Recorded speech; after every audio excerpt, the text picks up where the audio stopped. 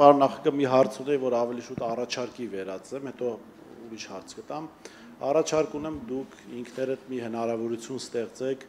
խոսելու ձեր իշխանության սխալների մասին, ընդ որում այնպիսի սխալների մասին չէ, որ ասենք, այսինչ առավելություններ, այսինչ լավ սխալներ էլի, այլ իրական սխալների, բացթողումների մասին, պաշտոնյաների մասին, որոնք հարստացել են միայն պաշտոնյա լինելու հանգամանքով պայմանավորված եւ այսպես շարունակ։ Հիմա հարցս, մենք խոսեցինք Նիկոլ Փաշինյանի մասին, դուք ասացիք մոտավոր թեզեր, որով ինքը կմասնակցի ընտրությունների, եկեք Փաշինյանին մի կողմ թողնենք եւ լսենք ձեզ ձեր թեզերը եւ առաջարկները, որով կմասնակցեիք ընտրություններին, խնդրեմ։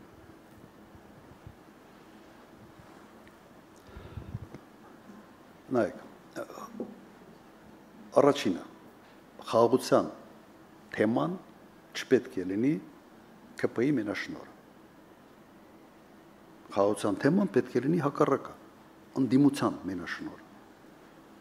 Ես օրինակ տեղ ունեմ դրա մասին խոսալու, որովհետև իմ նախագահ լինելու 10 տարիները եղել են Հայաստանի համար ամենից խաղաղ տարիները։ Սա հիմնական թեզն է։ Մնացած բոլոր էֆեկտիվ կառավարում, թե Հայաստանի տնտեսական ինչ կարգի զարգացում պիտի ունենա, սոցիալական արդարությունից խոսանք, լավ։ Ես այդ թվերը նաև մի հարցազրույցի ժամանակ բերել եմ։ Ես ընդունել եմ իշխանությունը, աղքատությունը եղել է 56%։ Ես հանձնել եմ իշխանությունը, աղքատությունը եղել է 25%։ Երկրի տնտեսությունը աճել է միջին 10.5% տարեկան։ Եթե տնտեսական աճը չի արտացոլում աղքատության նվազմանը, ինձ համար դա անհասկանալի տնտեսական աճ է, անիմաստ տնտեսական աճ է։ Սա նշանակում է, որ ինչ որ բարիք է ստեղծվում, բայց այդ բարիքը բաժանվում է շատ փոքր մարդկանց մեջ։ Ուրիշ բացատրություն չկա, կամ նկարած է այդ աճը։ Երկու տարբերակն էլ վատն է։ Հիմա ինձ կարող եք բացատրել, այս վերջի 7 տարում ինչի աղքատությունը մնացել նույն վիճակում, նույն մակարդակի վրա, բայց իշխանության խոսույթը սա տնտեսական հաջողությունների մասին է։ Այդ հաջողությունը ուր է գնում։ Ես ուրիշ թվեր բերեմ։ Իմ 10 տարվա նախագահության ժամանակ կենսաթոշակները աճել են 6 անգամ։ Ստուգեք։ Միջին աշխատավարձը, միջին կենսաթոշակը աճել է 6 անգամ, միջին աշխատավարձը աճել է եւս 6 անգամ։ Բյուջեն աճել է 8 անգամ։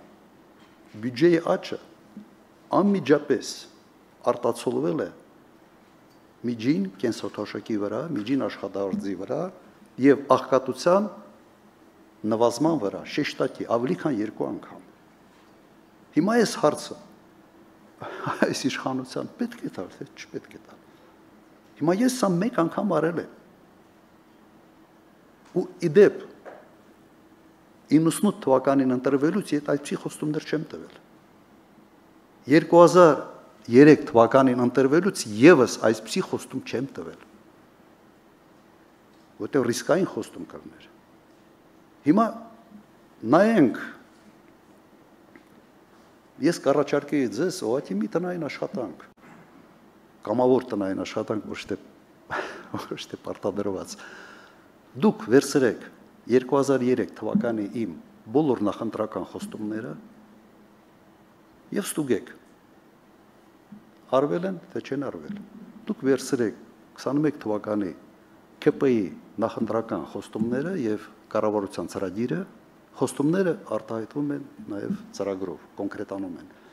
Եվ տեսեք, քանի տոկոսն է կյանքի կոչվել։ Ու խայտարակ պատկեր է։ Ամոթ մի քիչ ունեցող մարդը այս կատարողականով պետք է ուղղակի ամաչիկ փոզ դուրս գար։ Ոչ թե ընտրությունների մասնակցել, հələ ինչ որ ամբիոններից են խոսալ, թե ինչ փայլուն կառավարում են իրենք իրականացրել։ Դու մի բան ասել ես, լրիվ ուրիշ բան արել ես։ Միայն պատոհաս ես բերել այս ժողովրդի գլխին։ Հիմա ես առաջարկում եմ համեմատեք։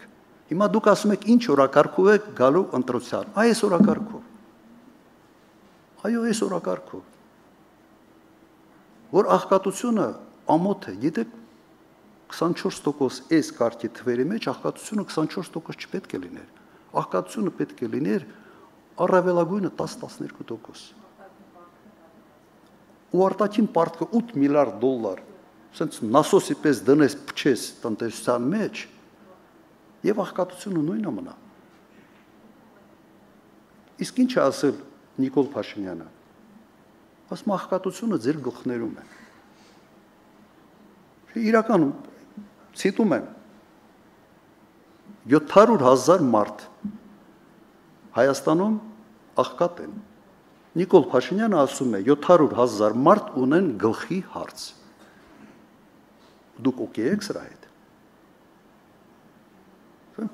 Փաստա ես չեմ հորինում, չէ՞, եղած բաներ են։ Իմ համոզմունքով, եթե երկրի տնտեսությունը աճում է եւ դրա հետ աղքատության տոկոսը շեշտակի չի նվազում, ուրեմն գլխի խնդրեմ ունի այդ երկրի առաջնորդը։ Իսկական ուրիշ բացատրություն այստեղ ուղղակի դժվար է հորինել։ Ինչ է նշանակում, աճում, լավա, փայլունա, բանման, հետո բայց աղքատությունը նույնն է։ Կենսաթոշակները նույնն է։ Ես թվեր եմ բերել 6 անգամ կենսաթոշակն աճել միջին, 6 անգամ աշխատավարձը։ 10 տարվա ընթացքում գները աճել են 30%-ով։ 30%-ով։ Հիմա վերցրեք համեմատեք։ Հիմա Բորիս, մեր ծրագիրը այս է լինել։ Արել ենք մենք անգամ, կանենք երկրորդ անգամ։